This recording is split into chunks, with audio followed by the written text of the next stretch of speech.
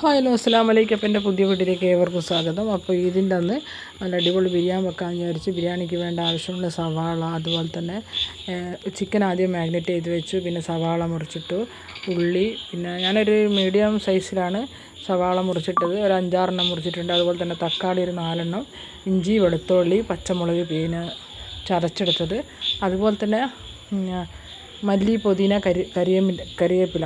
അപ്പോൾ ഇത് 3 കൂടി ചെറുതായി മുറിച്ചെടുത്തത്. അപ്പോൾ വെളിച്ചെണ്ണയിലാണ് ഉപയോഗിക്കുന്നത്. പൊരിക്കാനുള്ളത് വേറെ എടുത്ത് വെച്ചിട്ടുണ്ട്. അപ്പോൾ പ്രശാന്തി വെളിച്ചെണ്ണയിലാണ് ചോറ് വെക്കുന്നത്. അപ്പോൾ ഇന്നത്തെ ദിവസം ഞാൻ ഉപയോഗിച്ചിരിക്കുന്ന റൈസ് എന്ന് പറയുന്നത് കൈമ റൈസാണ്. അതായത്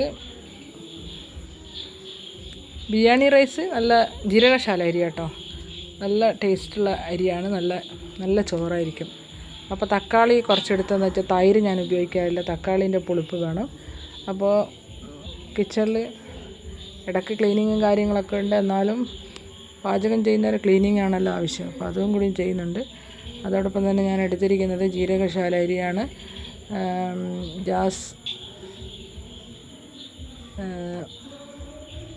ജാസ് ഗോൾഡ് ബെസ്റ്റ് ക്വാളിറ്റി ജീരകശാല കൈമ റൈസാണ്. നല്ല അടിപൊളി ചോറാണ്, ഒട്ടിപ്പിടിക്കില്ല.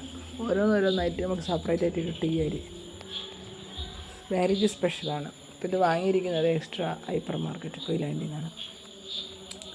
അങ്ങനെ എല്ലാം കൂടിയും ബിരിയാണിയൊക്കെ റെഡിയായി വരുന്നുണ്ട്. അപ്പോൾ ഇന്നത്തെ ദിവസം എല്ലാവർക്കും എൻ്റെ ഈദ് മുബാറക്ക്.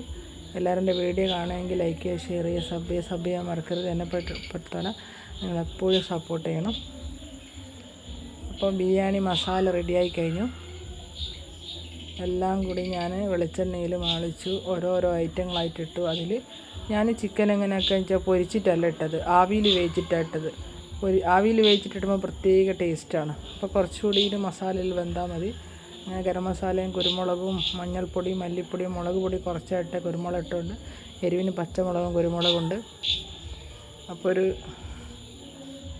ദം ബിരിയാണിയാണ്. പക്ഷേ എൻ്റെ ഭർത്താവിന് ദം ബിരിയാണി ഇഷ്ടമല്ല. അപ്പുറം കറിയും ചോറ് കറിയും ഇറച്ചി കറി സെപ്പറേറ്റ് ആയിട്ട് വെക്കാൻ. ഞാൻ ചോറിൻ്റെ അടുപ്പത്ത് നിന്നാണ് റൈസാണ് ഇട്ടിരിക്കുന്നത്. നല്ല ഒട്ടിപ്പിടിക്കാത്ത രീതിയിൽ ഉണ്ടോ, ഓരോ അരിയായിട്ട് കിട്ടിയിട്ടുണ്ട്.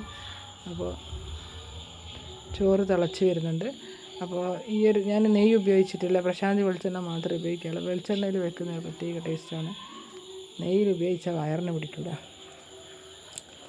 അങ്ങനെ ചോറ് റെഡി. ചോറ് വേറെ ദമ്മിട്ടു. ഉള്ളിയൊക്കെ പൊരിച്ച്, അണ്ടി മുന്തിരിയും അതുപോലെ തന്നെ ഇത്തിരി കളറ് മഞ്ഞപ്പൊടിയാട്ടോ ഇട്ടത്, മറ്റേ കെമിക്കലല്ല. അതുപോലെ തന്നെ നല്ല അടിപൊളി മസാല റെഡി. ഇനി നമുക്കിത് ഒരു പ്ലേറ്റിലേക്ക് സെർവ് ചെയ്യാം. മല്ലിച്ചപ്പും പുതിനച്ചപ്പും മേലെ ഇങ്ങനെ ഇട്ട് കഴിഞ്ഞാൽ അതിൻ്റെ ഒരു ടേസ്റ്റ് ഊറി വരും താഴോട്ടേക്ക്. അപ്പോൾ നല്ലൊരു ടേസ്റ്റ്. ദമ്മിടുക എന്ന് പറഞ്ഞാൽ ഇതിൻ്റെ ടേസ്റ്റ് മുഴുവനും ചോറ് വലിച്ചെടുക്കും. എല്ലാ പെരുന്നാൾക്ക് ഞാൻ ദമ്മിടലായിരുന്നു, പക്ഷേ ഇപ്രാവശ്യം ഞാൻ ദമ്മിട്ടിട്ടില്ല. ദമ്മിടാത്ത ബിരിയാണിയാണ്, സെപ്പറേറ്റ് മസാല വേറെ ചോറ് വേറെ. അങ്ങനെ നമ്മുടെ ചോറ് റെഡി. അടിപൊളി ചോറാണ്. ആ ഒരു മഞ്ഞ കളറൊക്കെ കാണുന്നത് നിങ്ങൾ വിചാരിക്കും ഫുഡ് കളർ ചേർത്താണ്. മഞ്ഞപ്പൊടി കേട്ടോ, ചെറുനാരങ്ങ ഇട്ടിച്ച് മഞ്ഞപ്പൊടി. അപ്പോൾ വീഡിയോ